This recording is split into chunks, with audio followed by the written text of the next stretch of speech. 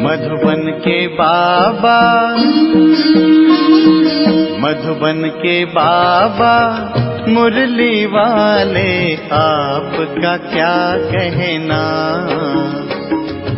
आपका क्या कहना। ओम शांति। आज 12 जनवरी 2022 के साकार मधुर महावाक्य हैं। आज मीठे मीठे बाप दादा बोले, मीठे बच्चे, बाप से पूरा वर्षा लेने के लिए विकारों का दान जरूर देना है, देही अभिमानी बनना है।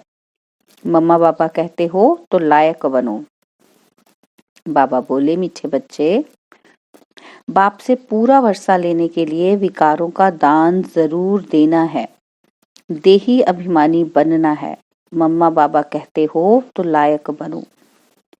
और बाबा ने आज हमसे प्रश्न पूछा कि आस्तिक बने हुए बच्चे भी किस एक बात के कारण नास्तिक बन जाते हैं।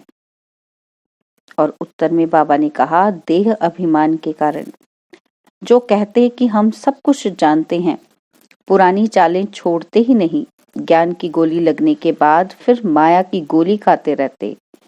मैं आत्मा हूँ, देही अभिमानी बनना है, इस बात को भूलने से आस्तिक बने हुए भी नास्तिक बन जाते हैं, ईश्वरीय गोद से मर जाते हैं।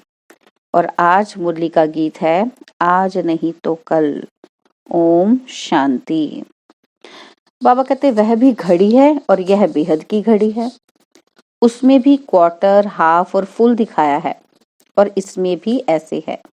4 हिस्से हैं, 15-15 मिनट मिले हुए हैं। वैसे यह फिर 1 से शुरू करेंगे। और बाबा कहते इसमें आधा कल्प है दिन और आधा कल्प है रात। जैसे नक्शे में देखा कि नॉर्थ पोल में 6 मास रात होती है, तो जरूर साउथ पोल में 6 मास दिन होगा। यहाँ भी ब्रह्मा का दिन आधा कल्प, तो ब्रह्मा की रात आधा कल्प। दुनिया वाले यह नहीं जानते कि यह ड्रामा का चक्र है, जिसको कल्प वृक्ष भी कहा जाता है। इनकी आयु कितनी है, नाम ही है कल्प वृक्ष। इतनी आयु वाला बड़ा वृक्ष तो कोई होता नहीं, इसलिए इनकी भेंट बनियन ट्री से की जाती है। उनका भी फाउंडेशन सड़ गया है, बाकी झाड़ खड़ा है। इसलिए गाया भी जाता है कि एक टांग टूट गई है, बाकी 3 पैर पर खड़े हैं। दुनिया में यह कोई नहीं जानते कि आधा कल्प दिन और आधा कल्प रात, अथवा आधा कल्प ज्ञान और आधा कल्प भक्ति।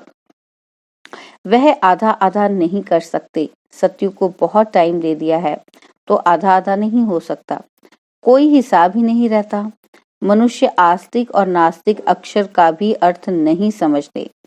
आधा कल्प सृष्टि आस्तिक रहती है और आधा कल्प नास्तिक रहती है। वह आस्तिक पने का वर्षा बाप से मिलता है। कोई भी नहीं जानते तो शिवरात्रि कब होती है।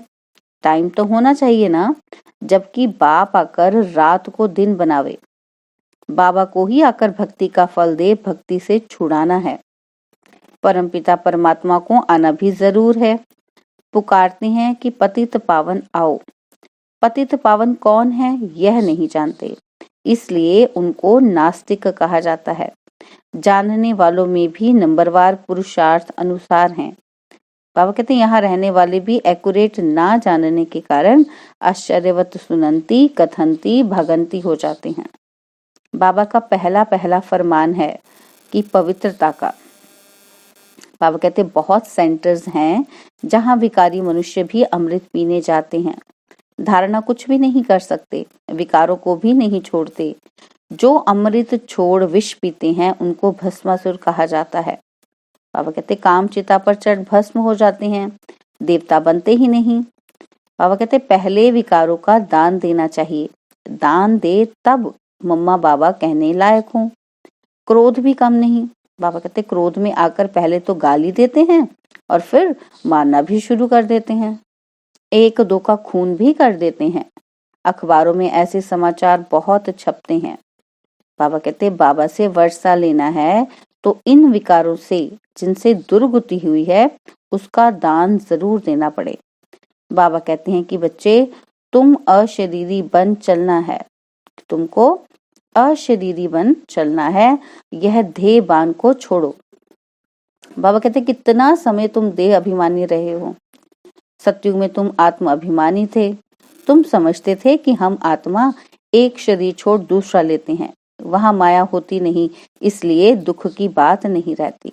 और बाबा कहते यहाँ तो बड़ा आदमी बीमार पड़े तो अखबारों में पड़ जाता है, कितना उनको बचाने की कोशिश करते हैं। तो बाबा कहते देखो इस समय पोप का कितना मान है, परंतु इस समय सब है नास्तिक, गॉड फादर को जानते ही नहीं तो नास्तिक कहेंगे ना। बाबा कहते कोई बाप को 5-7 बच्चे होते हो तो बच्चे कहेंगे कि क्या यह बाप हमारा सर्वव्यापी है। तो बाबा कहते यह बाप भी कहते हैं कि मैं रचयिता हूँ। बाबा की बात कर रहे हैं, परमात्मा के लिए हम कहते हैं ना कि मैं भी वो रचयिता है, तो बाबा कहते मैं रचयिता हूँ, यह मेरी रचना है। रचना में रचयिता व्यापक कैसे हो सकेगा? कितनी सहज बात है, फिर भी समझते नहीं हैं। इसलिए बाप समझाते रहते हैं कि पहले नास्तिक से आस्तिक बनाओ। जो कहे तो बरोबर परमपिता परमात्मा हमारा बाप है, उनसे वर्षा लेना है। कन्यादान में जो पैसे देते हैं उनको भी वर्षा कहेंगे। सुख का वर्षा कौन देते और दुख का वर्षा कौन देते, यह नहीं जानते हैं। भारतवासी स्वर्ग को ही भूल गए हैं। नाम भी लेते हैं, कहते हैं फलाना स्वर्ग में गया, परंतु समझते नहीं। बाप कहते हैं बिल्कुल तुच्छ बुद्धि हैं। गाते हैं पतित पावन आओ, परंतु अपने को पतित समझते थोड़ी हैं। बाप कहते हैं कि पहले अल्फ पर समझाओ, परमपिता परमात्मा से तुम्हारा क्या संबंध है। जब कहें हम नहीं जानते तो बोलो बाप को नहीं जानते हो। लौकिक बाप तो शरीर का रचयिता हुआ, परमपिता परमात्मा तो आत्माओं का बाप है, तो क्या तुम बाप को नहीं जानते हो? बाप कहते कितनी सहज बात है, परंतु बच्चों की बुद्धि में बैठती ही नहीं, नहीं तो सर्विस करने लग पड़े। परमपिता परमात्मा से क्या संबंध है? प्रजापिता ब्रह्मा से क्या संबंध है? वह है परमपिता और यह है प्रजापिता। प्रजापिता तो जरूर फिर यहाँ ही होगा ना। प्रजापिता ब्रह्मा का नाम सुना है? निराकार परमात्मा ने सृष्टि कैसे रची? तो प्रजापिता है साकार, उनके बच्चे बी के भी जरूर होंगे। बच्चे ही वर्षे के लायक बनेंगे, परंतु अच्छे अच्छे बच्चे भी युक्ति से समझाते नहीं हैं। बाबा कहते कि नई नई बातें बाबा समझाते हैं, फिर भी बच्चे अपनी ही पुरानी चाल चलते रहते हैं, नई धारणा नहीं करते हैं। देह अभिमान रहता है, कहते हैं कि हम सब कुछ जानते हैं, परंतु पहली बात ना जानने के कारण ही फारकती दे देते हैं। आस्तिक से नास्तिक बन जाते हैं, ईश्वरीय गोद में आकर फिर मर जाते हैं। मम्मा बाबा कहते भी फिर देखो मरते कैसे हैं। गोली लगी माया की अथवा देह अभिमान की और यह मरा। बाबा कहते यह है ज्ञान की गोली और वह है माया की गोली। माया ऐसी गोली लगा देती है जो आना ही छोड़ देते हैं। बाबा कहते तुम पांडवों की युद्ध माया से है।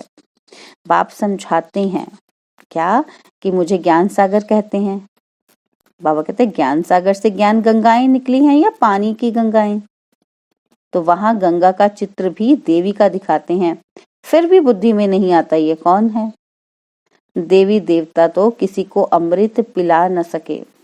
यज्ञ हमेशा ब्राह्मणों द्वारा रचा जाता है, यज्ञ में फिर लड़ाई की बात कहाँ से आई? अब कहते ये बातें सेंसिबल बच्चे ही समझ सकते हैं, बुद्धू तो भूल जाते हैं। स्कूल में भी नंबरवार तकदीरवान होते हैं। बाबा कहते भल स्कूल में 12 मास बैठे रहें, परंतु पढ़ाई पर ध्यान नहीं देते तो पढ़ नहीं सकते। बाप तो आत्माओं को पढ़ाते हैं और वह मनुष्य को पढ़ाते हैं। बाप कहते हैं कि हे आत्मा सुनती हो। बाबा आत्मा को कहते सुनती हो, और बाबा कहते और कोई आत्मा से बात नहीं कर सकते, बाबा ही कर सकते हैं। बाप कहते हैं कि लकी सितारे समझते हो कि तुमको पढ़ाता हूँ। आत्मा ही करती और कराती है। करण करावनहार आत्मा भी है तो परमात्मा भी है। जैसे आत्मा आत्मा से कराती है, वैसे परमात्मा बाप आत्माओं से कराते हैं। बाप कहते हैं कि मैं तुम आत्माओं से अच्छा काम कराता हूँ। सभी को बाप का परिचय देना है। पहले पहले यह प्रश्नावली उठाओ, वह है पारलौकिक परमपिता परमात्मा और वह है लौकिक पिता। आत्मा और शरीर अलग है ना। शरीर का पिता लौकिक बाप और आत्माओं का पिता परम पिता परमात्मा। वह है बड़ा बाबा, सब भगत उनको ही याद करते हैं। सर्व का पति पावन वह है। आजकल तो अनेक गुरु हैं जो जगत गुरु नाम रखाते हैं। जगत अम्बाएं भी बहुत निकली हैं। बाबा कहते ये सब है झूठ। झूठ में सच का पता मुश्किल पड़ता है। बड़े बड़े नाम रख बैठे हैं परंतु सच तो छिप ना सके। कहते हैं सच तो बिठो नच, डांस करते रहो, डांस तो मशहूर है। बाबा कहते तुम आस्तिक बन गए, धारणा की तो स्वर्ग में तुम डांस करना। देवताएं ही डांस करेंगे। पतित दुनिया है नरक, तो नरक को स्वर्ग अथवा पावन दुनिया। तो बाबा कहते ये गुरु साधु लोग थोड़ी बनाएंगे। इसको कहा जाता है कुंभी पाक नरक और स्वर्ग को कहा जाता है शिवालय। पहले तो यह लिखवा लो कि परम पिता परमात्मा हमारा बाप है।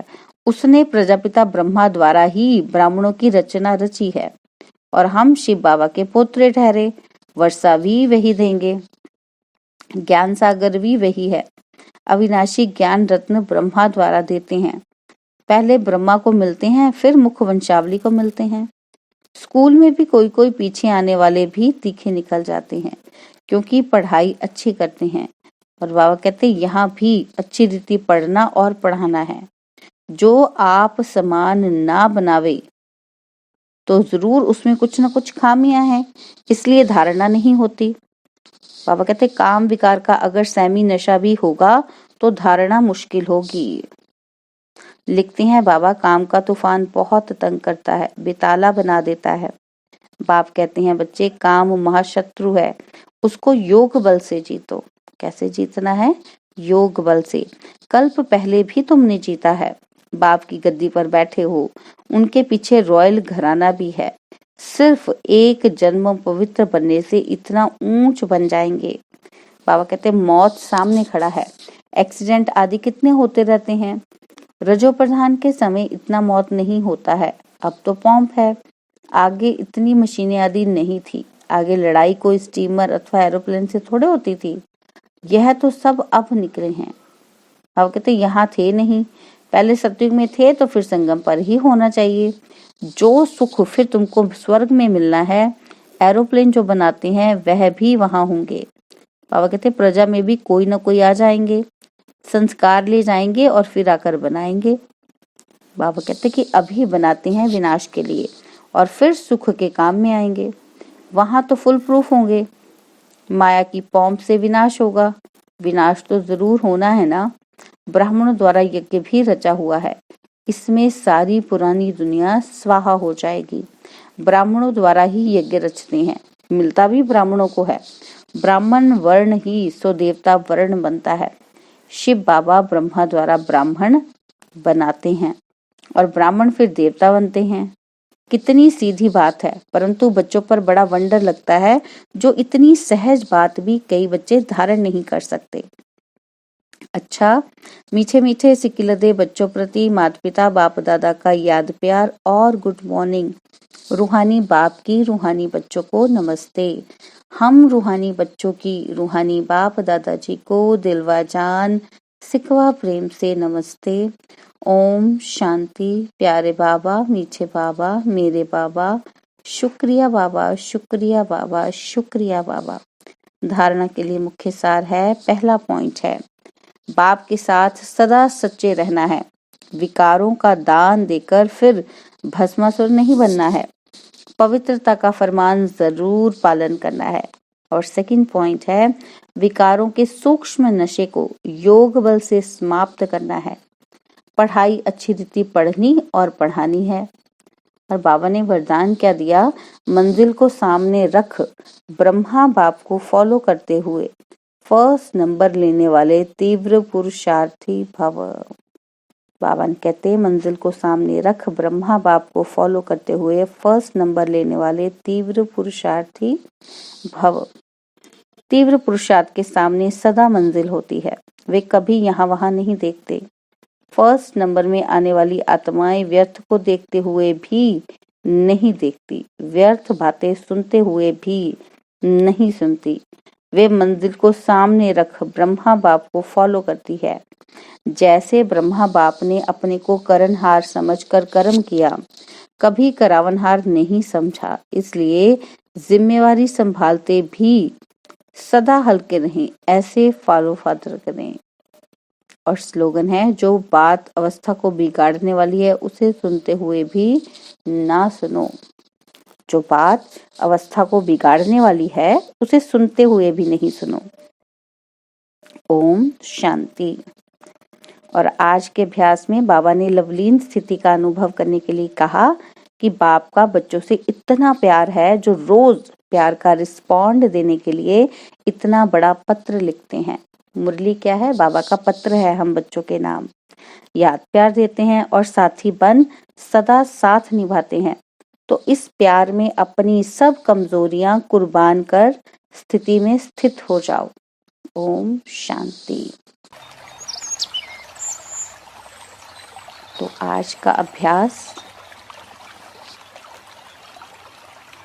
लवलीन स्थिति का अनुभव करने के लिए सुखपूर्वक आसन पर बैठे।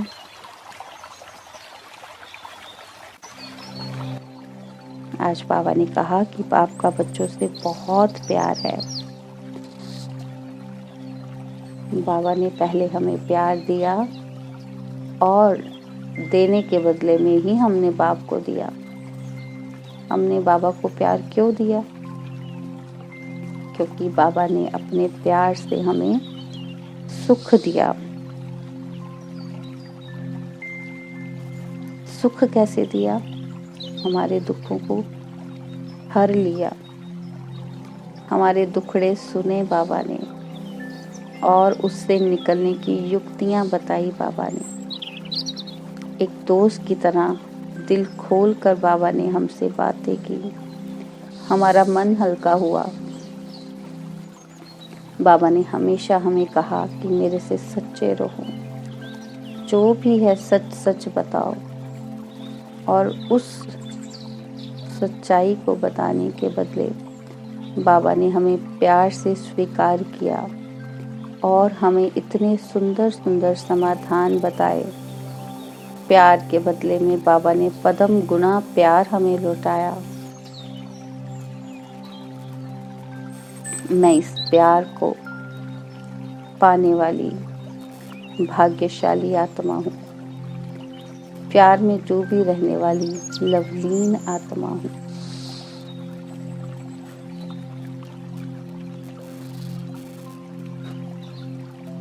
बाबा ने साथी बनकर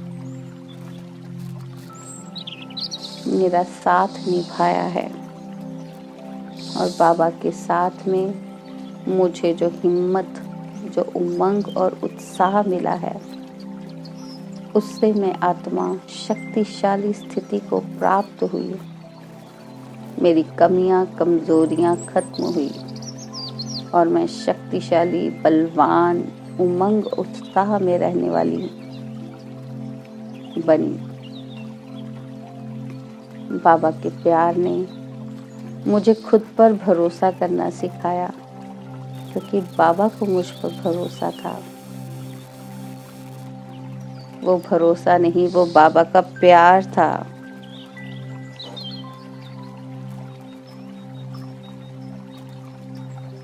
बाबा के इस प्यार में मैं डूबी हुई लवलीन आत्मा हूँ।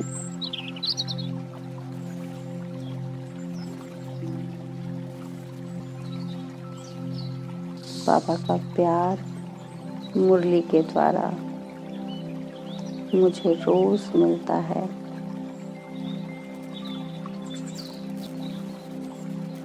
ज्ञान स्वरूप बाप की संतान, प्रेम के सागर की संतान, मैं प्रेम स्वरूप लव में लीन आत्मा हूँ। परमात्मा प्यार में लीन आत्मा हूँ। परमात्मा प्यार में लीन आत्मा हूँ।